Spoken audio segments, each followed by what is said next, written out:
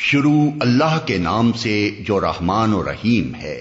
نہایت متبرک ہے وہ جس نے یہ فرقان اپنے بندے پر نازل کیا تاکہ سارے جہان والوں کے لیے نذیر ہو۔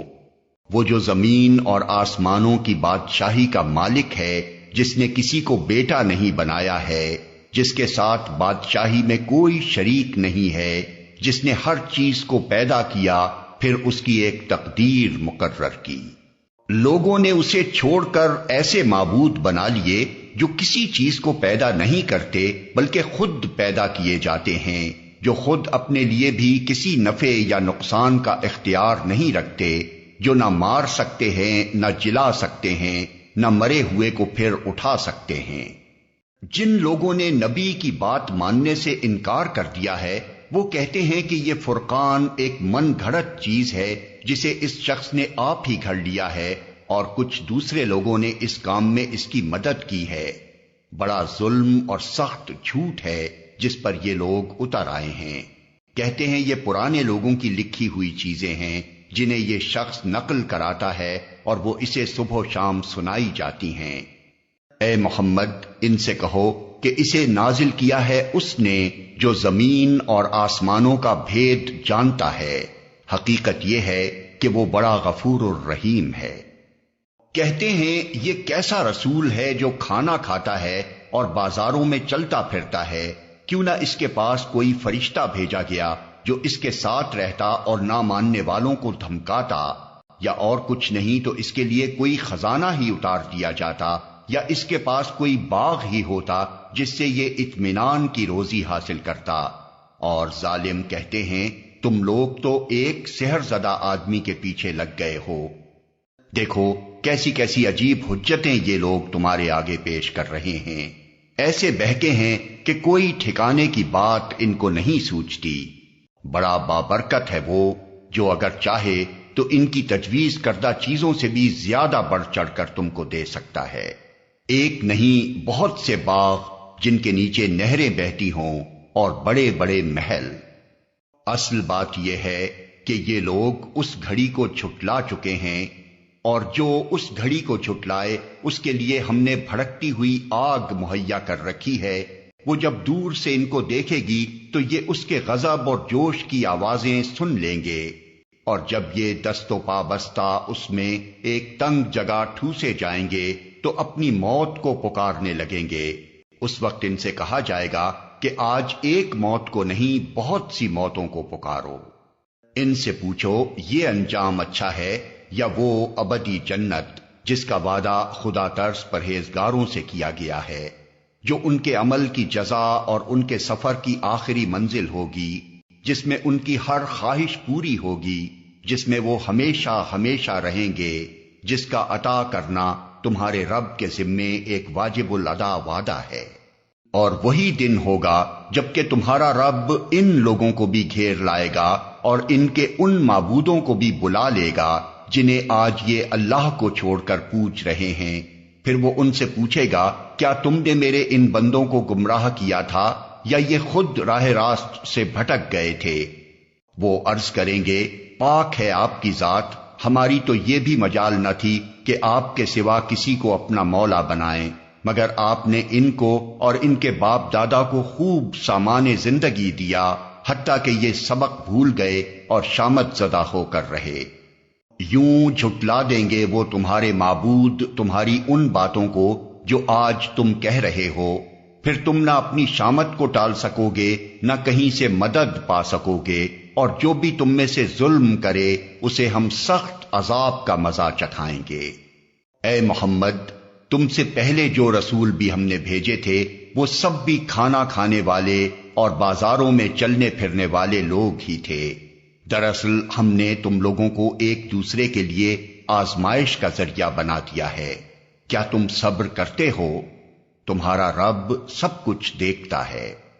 جو لوگ ہمارے حضور پیش ہونے کا اندیشہ نہیں رکھتے وہ کہتے ہیں کیوں نہ فرشتے ہمارے پاس بھیجے جائیں یا پھر ہم اپنے رب کو دیکھیں۔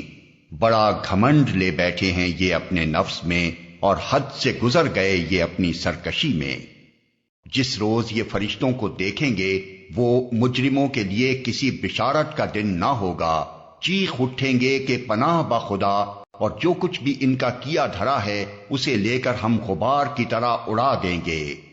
بس وہی لوگ جو جنت کے مستحق ہیں اس دن اچھی جگہ ٹھہریں گے اور دوپہر گزارنے کو عمدہ مقام پائیں گے۔ آسمان کو چیرتا ہوا ایک بادل اس روز نمودار ہوگا اور فرشتوں کے پرے اتار دیے جائیں گے۔ اس روز حقیقی بادشاہی صرف رحمان کی ہوگی اور وہ منکرین کے لیے بڑا سخت دن ہوگا۔ ظالم انسان اپنا ہاتھ چبائے گا اور کہے گا کاش میں نے رسول کا ساتھ دیا ہوتا، ہائے میری کمبختی، کاش میں نے فلاں شخص کو دوست نہ بنایا ہوتا، اس کے بہکائے میں آ کر میں نے وہ نصیحت نہ مانی جو میرے پاس آئی تھی۔ شیطان انسان کے حق میں بڑا ہی بے وفا نکلا۔ اور رسول کہے گا کہ اے میرے رب، میری قوم کے لوگوں نے اس قرآن کو نشانہ تصحیق بنا لیا تھا۔ اے محمد، ہم نے تو اسی طرح مجرموں کو ہر نبی کا دشمن بنایا ہے، اور تمہارے لیے تمہارا رب ہی رہنمائی اور مدد کو کافی ہے۔ منکرین کہتے ہیں اس شخص پر سارا قرآن ایک ہی وقت میں کیوں نہ اتار دیا گیا؟ ہاں، ایسا اس لیے کیا گیا ہے کہ اس کو اچھی طرح ہم تمہارے ذہن نشین کرتے رہیں، اور اسی غرض کے لیے ہم نے اس کو ایک خاص ترتیب کے ساتھ الگ الگ اجزاء کی شکل دی ہے۔ اور اس میں یہ مصلحت بھی ہے کہ جب کبھی وہ تمہارے سامنے کوئی نرالی بات یا عجیب سوال لے کر آئے، اس کا ٹھیک جواب بر وقت ہم نے تمہیں دے دیا اور بہترین طریقے سے بات کھول دی۔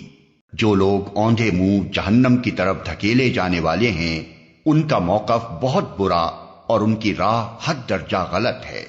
ہم نے موسیٰ کو کتاب دی اور اس کے ساتھ اس کے بھائی ہارون کو مددگار کے طور پر لگایا، اور ان سے کہا کہ جاؤ اس قوم کی طرف جس نے ہماری آیات کو جھٹلا دیا ہے۔ آخر کار ان لوگوں کو ہم نے تباہ کر کے رکھ دیا۔ یہی حال قوم نوح کا ہوا جب انہوں نے رسولوں کی تکذیب کی۔ ہم نے ان کو غرق کر دیا اور دنیا بھر کے لوگوں کے لیے ایک نشان عبرت بنا دیا، اور ان ظالموں کے لیے ایک دردناک عذاب ہم نے مہیا کر رکھا ہے۔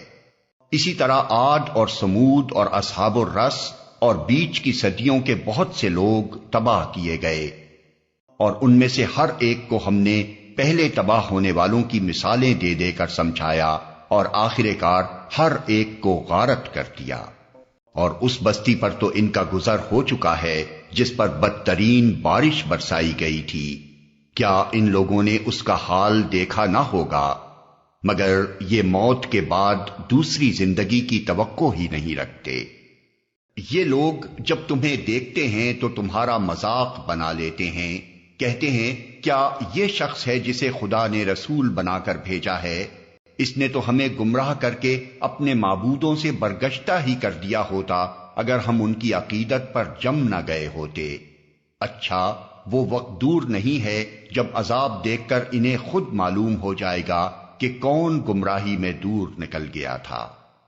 کبھی تم نے اس شخص کے حال پر غور کیا ہے جس نے اپنی خواہش نفس کو اپنا خدا بنا لیا ہو؟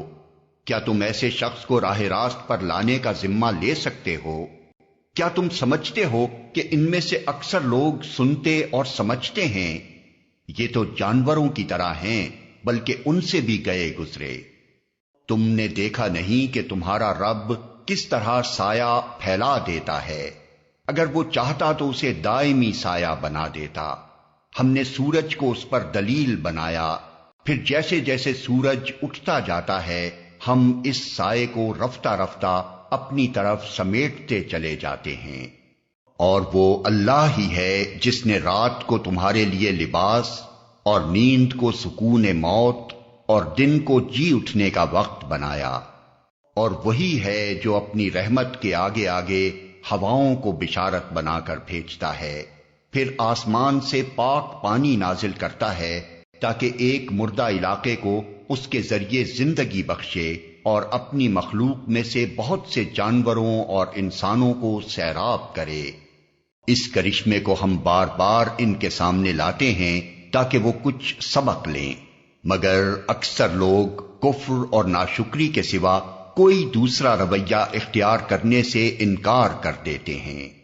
اگر ہم چاہتے تو ایک ایک بستی میں ایک ایک نذیر اٹھا کھڑا کرتے، پس اے نبی کافروں کی بات ہرگز نہ مانو اور اس قرآن کو لے کر ان کے ساتھ جہاد کبیر کرو۔ اور وہی ہے جس نے دو سمندروں کو ملا رکھا ہے، ایک لذیذ و شیریں دوسرا تلخ و شور، اور دونوں کے درمیان ایک پردہ حائل ہے، ایک رکاوٹ ہے جو انہیں گڈمڈ ہونے سے روکے ہوئے ہے۔ اور وہی ہے جس نے پانی سے ایک بشر پیدا کیا، پھر اس سے نسب اور سسرال کے دو الگ سلسلے چلائے۔ تیرا رب بڑا ہی قدرت والا ہے۔ اس خدا کو چھوڑ کر لوگ ان کو پوچھ رہے ہیں جو نہ ان کو نفع پہنچا سکتے ہیں نہ نقصان، اور اوپر سے مزید یہ کہ کافر اپنے رب کے مقابلے میں ہر باغی کا مددگار بنا ہوا ہے۔ اے محمد، تم کو تو ہم نے بس ایک مبشر اور نذیر بنا کر بھیجا ہے۔ ان سے کہہ دو کہ میں اس کام پر تم سے کوئی اجرت نہیں مانگتا، میری اجرت بس یہی ہے کہ جس کا جی چاہے وہ اپنے رب کا راستہ اختیار کر لے۔ اے محمد، اس خدا پر بھروسہ رکھو جو زندہ ہے اور کبھی مرنے والا نہیں، اس کی حمد کے ساتھ اس کی تسبیح کرو، اپنے بندوں کے گناہوں سے بس اسی کا باخبر ہونا کافی ہے۔ وہ جس نے 6 دنوں میں زمین اور آسمانوں کو اور ان ساری چیزوں کو بنا کر رکھ دیا جو آسمان و زمین کے درمیان ہیں، پھر آپ ہی کائنات کے تخت سلطنت عرش پر جلوہ فرما ہوا۔ رحمان، اس کی شان بس کسی جاننے والے سے پوچھو۔ آیت سجدہ۔ ان لوگوں سے جب کہا جاتا ہے کہ اس رحمان کو سجدہ کرو تو کہتے ہیں رحمان کیا ہوتا ہے؟ کیا بس جسے تو کہہ دے اسی کو ہم سجدہ کرتے پھریں؟ یہ دعوت ان کی نفرت میں الٹا اور اضافہ کر دیتی ہے۔ بڑا متبرک ہے وہ جس نے آسمان میں برج بنائے اور اس میں ایک چراغ اور ایک چمکتا چاند روشن کیا۔ وہی ہے جس نے رات اور دن کو ایک دوسرے کا جانشین بنایا، ہر اس شخص کے لیے جو سبق لینا چاہے یا شکر گزار ہونا چاہے۔ رحمان کے اصلی بندے وہ ہیں جو زمین پر نرم چال چلتے ہیں اور جاہل ان کے منہ آئیں تو کہہ دیتے ہیں تم کو سلام، جو اپنے رب کے حضور سجدے اور قیام میں راتیں گزارتے ہیں، جو دعائیں کرتے ہیں کہ اے ہمارے رب جہنم کے عذاب سے ہم کو بچا لے، اس کا عذاب تو جان کا لاگو ہے، وہ تو بڑا ہی برا مستقر اور مقام ہے۔ جو خرچ کرتے ہیں تو نہ فضول خرچی کرتے ہیں نہ بخل، بلکہ ان کا خرچ دونوں انتہاؤں کے درمیان اعتدال پر قائم رہتا ہے۔ جو اللہ کے سوا کسی اور معبود کو نہیں پکارتے، اللہ کی حرام کی ہوئی کسی جان کو ناحق ہلاک نہیں کرتے اور نہ زنا کے مرتکب ہوتے ہیں۔ یہ کام جو کوئی کرے وہ اپنے گناہ کا بدلہ پائے گا، قیامت کے روز اس کو مقرر عذاب دیا جائے گا اور اسی میں وہ ہمیشہ ذلت کے ساتھ پڑا رہے گا، الا یہ کہ کوئی ان گناہوں کے بعد توبہ کر چکا ہو اور ایمان لا کر عمل صالح کرنے لگا ہو۔ ایسے لوگوں کی برائیوں کو اللہ بھلائیوں سے بدل دے گا اور وہ بڑا غفور الرحیم ہے۔ جو شخص توبہ کر کے نیک عملی اختیار کرتا ہے وہ تو اللہ کی طرف پلٹ آتا ہے جیسا کہ پلٹنے کا حق ہے۔ اور رحمان کے بندے وہ ہیں جو جھوٹ کے گواہ نہیں بنتے اور کسی لغو چیز پر ان کا گزر ہو جائے تو شریف آدمیوں کی طرح گزر جاتے ہیں، جنہیں اگر ان کے رب کی آیات سنا کر نصیحت کی جاتی ہے تو وہ اس پر اندھے اور بہرے بن کر نہیں رہ جاتے۔